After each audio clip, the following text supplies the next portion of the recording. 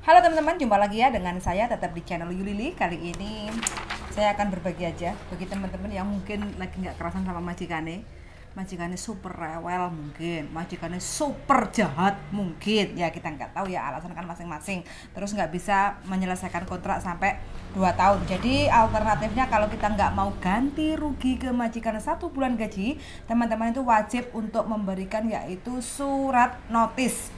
Notis itu 1 month notice ya, 1 bulan sebelumnya pengajuan kita untuk pengunduran diri.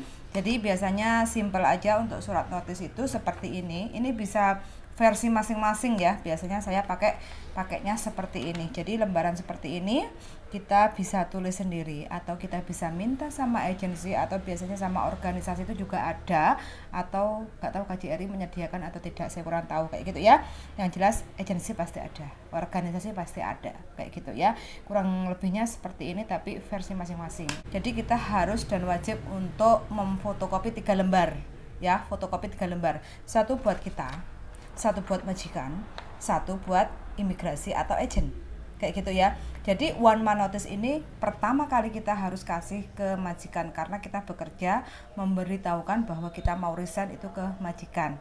Nah, ini adalah surat 1 month notice. Jadi untuk seperti ini cara pengisinya bagaimana? Oke, kita akan coba untuk meraba-raba cara ngisinya seperti apa ya. Nah, surat notisnya seperti ini. Jadi di sini kita bisa tulis tanggal kapan kita ngasih ke majikan.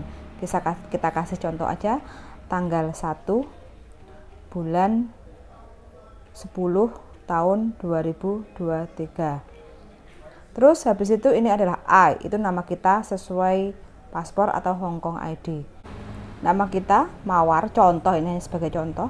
Nomor KTP kita biasanya kan ada WX 1, 2, 3, 4, 5, 6, 7 kurung A. Ini hanya sebagai contoh. Terus habis itu kita bekerja dengan majikan nama sesuai kontrak kerja. Contoh ya, Buto Cakil. Ini hanya sebagai contoh loh ya teman-teman. Buto Cakil. Terus nomor KTP Buto Cakil berapa? Kalau kita nggak tahu, skip aja, nggak masalah. Nomor kontrak kerja kita. Nomor kontrak kerja itu adalah di pojok kanan atas. Warna biru kontrak kerja, pojok kanan atas. Biasanya sembarang ya, ini N atau berapa? 3571 kayak gitu ya. Ini sesuai aja yang punya kontrak kita pegang masing-masing kayak gitu. Terus habis itu kita akan memberikan 1 month notice, kapan mulai beraktifnya. Ini sesuai ya. Jadi tanggal 1 bulan 10 tahun 2023. Kapan terakhir kerja? Berarti kalau 1 bulan itu adalah, kalau di bulan 10 itu kayaknya 31 ya. 31 bulan 10 2023. Ini adalah last working, selesai kerjanya. Alasannya apa? Kita kok nggak finish atau resign, itu alasannya apa? Kalau pulang ke Indonesia ya tulis go back to Indonesia. Sesuai masing-masing aja, sesuai apa alasan kita masing-masing. Go back to Indonesia. Kalau nggak cocok ya tulis aja not suitable kayak gitu. Jadi jobnya itu nggak cocok dengan kita kayak gitu ya. Terus habis itu ini employer adalah kita, Mawar. Habis itu tanda tangan, Mbak Mawarnya tanda tangan. Di sini majikan, Buto Cakil. Jadi ini adalah tanda tangannya Buto Cakil. Jadi seperti ini teman-teman ya. Ini adalah contoh untuk penulisan surat 1 month notice ke majikan. Kalau benar-benar kita ingin resign, nggak bisa menyelesaikan kontrak.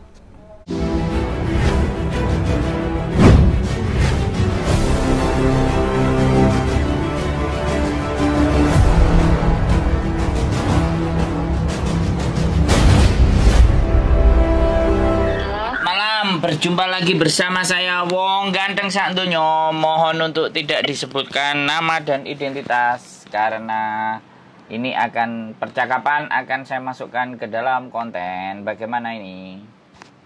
Iya Kak, makasih. Saya mau tanya Kak, kalau mau notis itu surat notisnya kita ke imigrasi dulu, kirim ke imigrasi atau kasih ke majikan satu gitu, gimana Kak?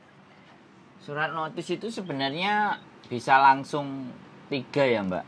1 majikan, 1 agent, 1 imigrasi. Jadi pada dasarnya, pada prinsipnya sebenarnya sampean memberitahukan ke majikan itu udah benar. Terus sampean memberitahukan ke agent itu, agent akan mengirim ke imigrasi, atau sampean langsung ngasih ke imigrasi tanpa ke majikan, tanpa ke agent juga nggak ada masalah. Nggak ada persoalan. Jadi nggak masalah ya Kak, kita langsung kasih dulu ke imigrasi, habis itu ke majikan, soalnya agensiku gendeng, nggak mau ngerespon gitu loh. Yo kan nggak enak duit ya Mbak. Aku saja yang kurang kerjaan kayak gini, itu nampani teleponnya teman-teman aja ngasih tahu, padahal bayarannya nang YouTube paling mau $3, $2, $5, paling akeh $5 Mbak. Ya kan belum panen Kak, nanti kan pasti lama-lama pasti panen, itu udah pasti.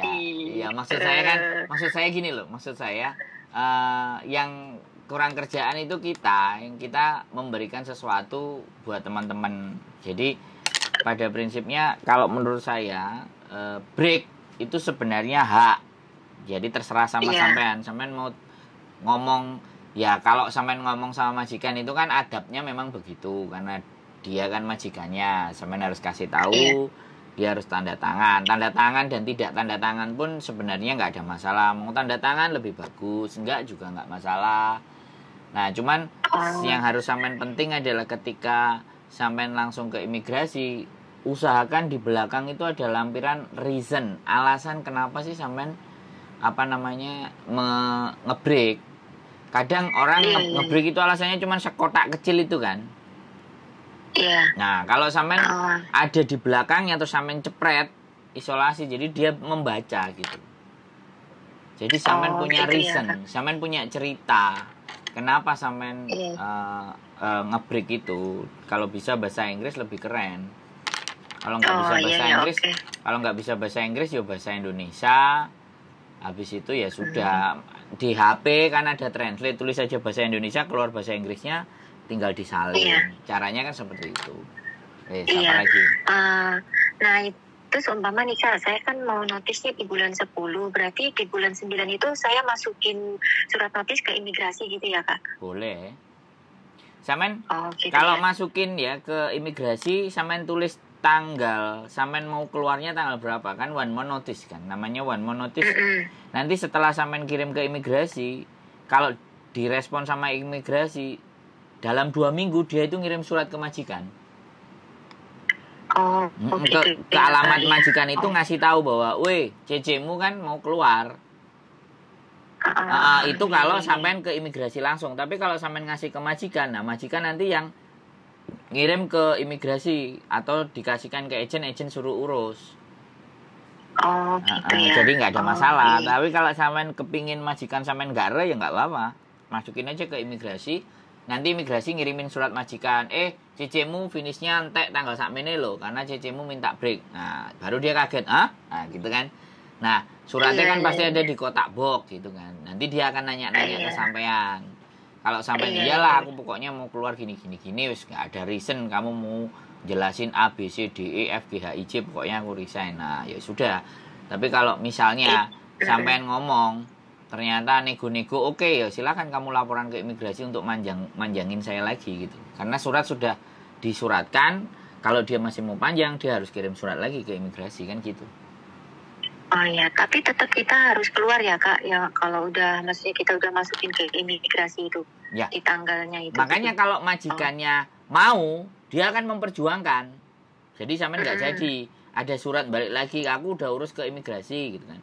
Lah sampean kalau mau memastikan boleh nanya juga ke imigrasi, apakah majikanku sudah manjangin aku? Oh tidak, berarti tanggal sampean ingin keluar harus keluar.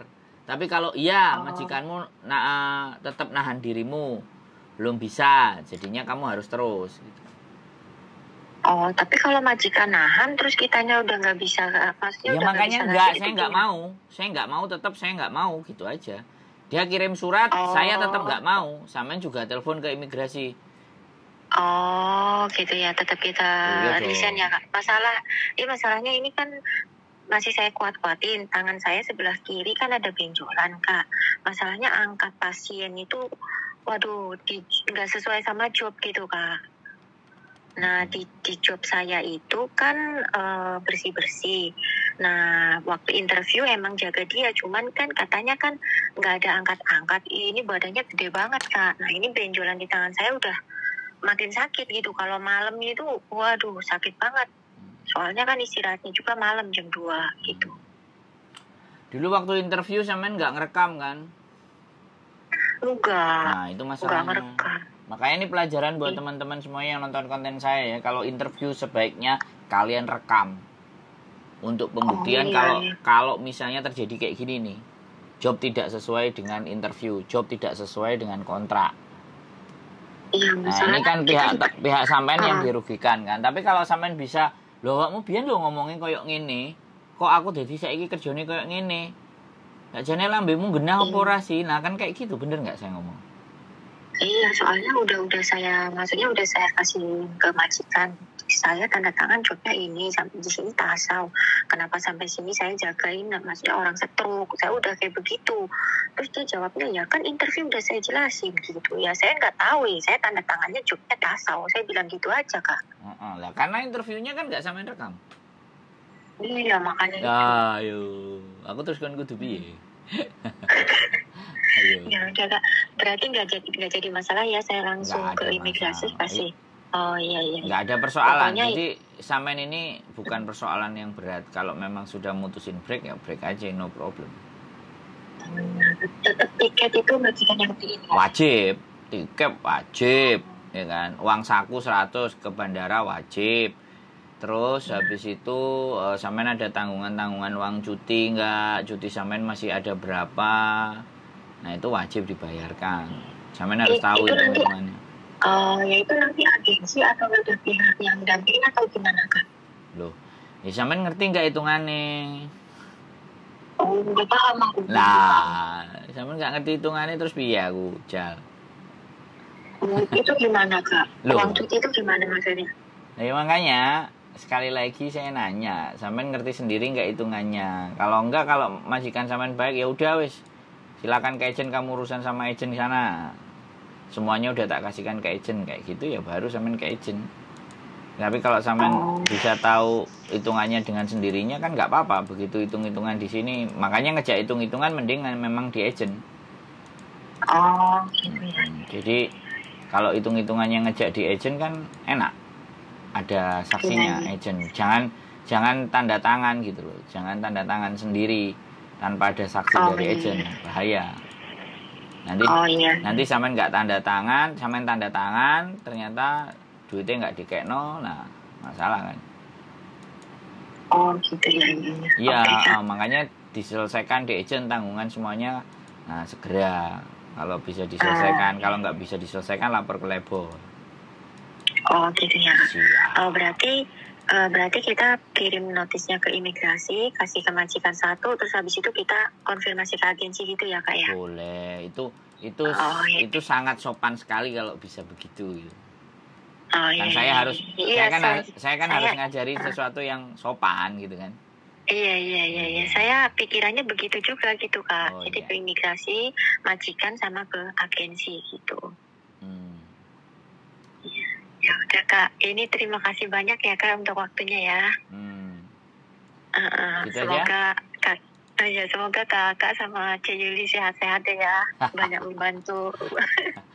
Ya, santai aja. kita. Pokoknya kalau ada sesuatu yang butuh ditanyakan, kontak-kontak aja.